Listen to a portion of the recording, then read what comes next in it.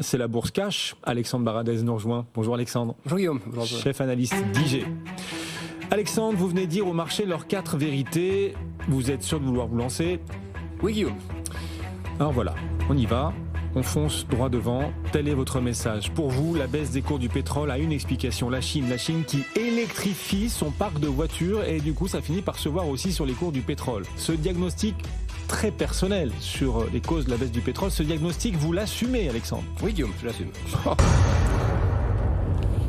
La croissance qui ralentit, pour vous, ça compte pas du tout. Non, c'est l'électrification du parc électrique chinois qui explique la baisse des cours du pétrole. Non, alors pas seulement, évidemment que non, ce serait beaucoup trop simple. Mais c'est là-dessus que j'ai voulu attirer l'attention aujourd'hui parce que c'est le genre d'analyse qu'on a assez rarement et qui a été émise par l'Agence internationale de l'énergie, donc qui publie régulièrement des rapports.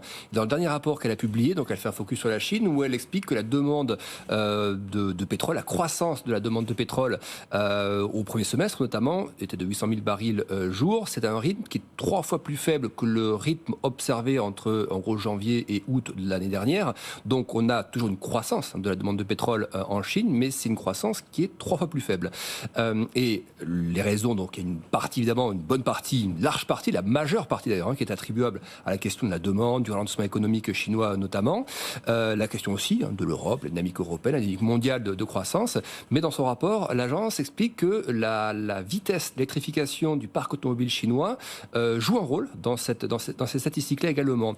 Et l'agence va plus loin, elle explique que si on doit chiffrer à ce que ça représente par jour en termes de croissance de demande de barils jour pour la Chine, c'est 400 000 barils de moins. Donc c'est quand même un chiffre qui est pas négligeable. Alors la consommation après Chine, on est sur des plus de 16 millions et quelques, donc c'est de l'ordre de 2-3%. Mais malgré tout, c'est la première fois que, enfin moi en tout cas, que je vois de manière aussi visible, probablement qu'il y a d'autres rapports qui en parlent, mais où on commence à mettre le doigt sur la transition en fait.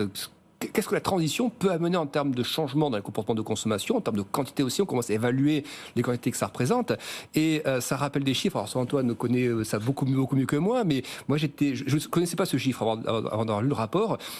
Cette année, un véhicule sur 2 vendu en Chine était une voiture électrique, ce qui paraît assez incroyable. Moi, je pensais qu'on était dans les zones à peut-être 10-15%.